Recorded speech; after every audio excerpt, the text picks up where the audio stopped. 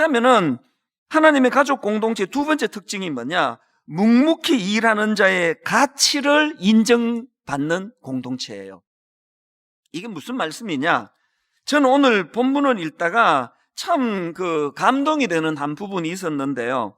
지금 예수님의 가족들이 이제 예수님을 찾아오지 않습니까? 31절, 32절 다시 한번 보십시오. 그때에 예수님의 어머니와 동생들이 와서 밖에 서서 사람을 보내어 예수를 부르니 무리가 예수를 둘러 앉았다가 여짜오되 보소서 당신의 어머니와 동생들과 누이들이 밖에서 찾나이다. 저는 이 대목을 묵상하다가요, 예전에 제가 사랑의 교회에서 옥하는 목사님 밑에서 일할 때 그때가 떠올랐는데, 그때 옥 목사님 어머님께서 이제 목사님이 모시고 사셨어요. 그래서 이제 새벽 기도를 마치고 나오거나 또 주중에 교회에 가다가 보면 이 어머님 권사님 연로하신 어르신을 마주칠 때가 있는데요. 키도 좀 작으시고 많이 이제 연세가 드셨는데 30대에 제 눈으로 보기에 이 어머니의 걸음걸이 속에 자부심과 긍지가 다 묻어 있습니다. 우리 아들이 옥하는 목사님이라는 거죠. 우리 아들이 이 교회 담임 목사라는 거죠. 주저함이 없습니다.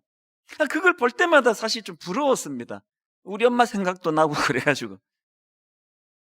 제가 이 본문을 생각하다가 왜 그 시절이 떠올려졌냐 하면요, 지금이 그 상황 아닙니까? 지금 오늘 본문에 나오는 예수님을 따르는 그 사람들은 너무너무 예수님을 사모하고 너무나 예수님을 사랑하기 때문에 모여들었는데요, 그 입장에서 볼 때 예수님의 육신의 어머니와 형제들이 왔다니까 얼마나 부럽겠냐고요. 그런 상황인데 아마 저 같으면은 그 상황에서 저는 울었을 것 같아요. 뭐냐? 그렇게 형제들을 부러워하고 있는데 예수님이 하시는 말씀이, 자 33절 다시 보십시오. 대답하시되 누가 내 어머니며 동생들이냐 하시고 둘러 앉은 자들을 보시고 그 부러워하는 그 사람들을 보시고 이러시되 내 어머니와 내 동생들을 보라. 그 감격을 이런 말로 다 못했을 것 같아요. 제가 이게 왜 눈에 들어왔는가 하면은요, 아까 제가 그 두 번째 조건으로 뭐라 그랬습니까? 묵묵히 일하는 자의 가치를 인정받는 공동체라 그랬는데요, 이 본문에 지금 이제 지난주 살펴본 것처럼 너무나 분주하게 그 사람들을 고치고 또 돌보고 섬기시느라고 예수님이 식사할 겨를도 없이 일하셨다고 그랬는데요, 여기 나오는 둘러 앉은 자들 모두가 다 바로 그 예수님을 섬기고 수종 들고 그랬던 사람들 아닙니까? 그런데 여기 보니까요, 누가 그랬는지 이름도 나오지 않습니다. 무명이에요. 묵묵히 일하는 자의 가치를 인정하는 공동체라고 한 게 그겁니다. 사람들은요 1등만 기억한다 그러잖아요. 사람들은요 주인공만 본다 그러잖아요. 누가 이름도 없는 그 사람들이 어떻게 했는가 관심이나 쓰겠냐고요. 그런데 놀랍게도 오늘 이 새로운 공동체의 주인 되시는 주님은 그 이름 없이 묵묵히 일하는 그 사람들을 주목하고 그들의 가치를 인정하고 계신다는, 이게 교회라는 거예요. 저는 오늘 본문 말씀을 묵상하는 내내 영어 단어로요, unsung hero라는 단어가 있습니다. 이 unsung hero라는 이 단어는요, 우리말로 하면은 이름 없는 영웅이에요. 무명의 영웅, 또 제대로 조명받지 못한 영웅, 이걸 영어로 unsung hero라 그러는데요, 이게 축구에도 이 용어가 가끔씩 나옵니다. 축구는 골 넣은 사람, 결정적으로 그 골을 넣도록 도움 준 사람 둘밖에는 기록이 안 남습니다. 그러니까 사실은 이 두 사람이 넘겨주고 골 넣기 바로 직전에 더 결정적인 일을 했어도 unsung hero예요. 기록 안 남습니다. 알아주는 사람 없습니다. 제가 왜 이 설교를 준비하면서 이 단어를 머릿속에 떠올리며 뭉클뭉클 했는지 아십니까?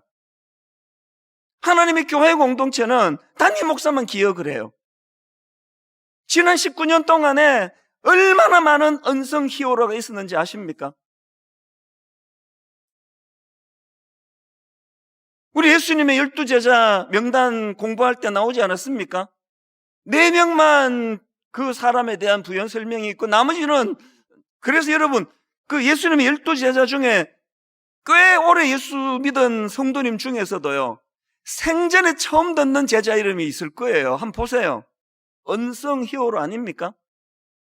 주님은 인간의 기준으로 베드로, 인간의 기준으로 야고보, 안드레, 그러지만 우리 주님께서는 또 그 주님이 주인 되시는 이 하나님의 가족 공동체는요, 이런 이름 없이 섬기고 이름 없이 헌신하는 그 인간적으로 보기에 무명의 보잘것없는 그 한 사람의 수고와 가치를 인정한다는 겁니다. 제가 한 몇 주 전에 제 모교회가 성박교회였다고, 사실은요 원래 이름이 성박교회였는데 그 교회를 서교회라고 바꾸었는데요, 제가 중학교 때 이름을 바꿨으니까 이름 바꾼 지가 지금 거의 한 40몇 년이 지났는데, 그러나 저는 제 모교회를 여전히 서교회라고 부르죠. 서쪽에 있다고 서교회라고 지었는데, 저는 서교회라고 부르는 것보다 성박교회라고 부르는 게 더 좋은 사람이에요. 왠지 아세요? 성박교회라고 부르면 저의 어린 시절에 그 교회에 언성 히어로 어른들이 너무나 많이 생각나기 때문이에요.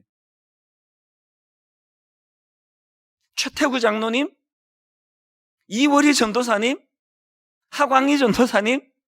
저는 설교 시간에 사람 이름을 언급하지 않으려고 애를 쓰는 사람이지만 오늘은 제가 막 결심하고 이름을 한번 외쳐보고 싶었습니다. 세 분만 지금 제가 그렇다고 막 한 50명 명단을 쭉 밝히면 곤란하니까 세 분만 제가 이름을 불렀지만요,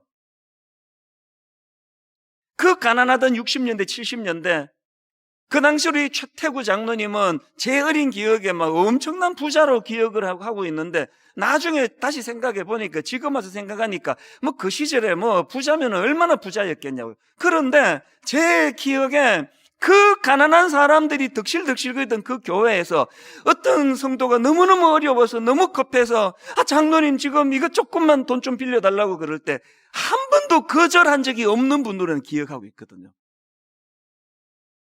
두 분의 여준산 이름을 제가 드렸지만요, 교회는 담임 목사님만 기억하잖아요. 이 세 분 중에 두 분이 돌아가셨어요.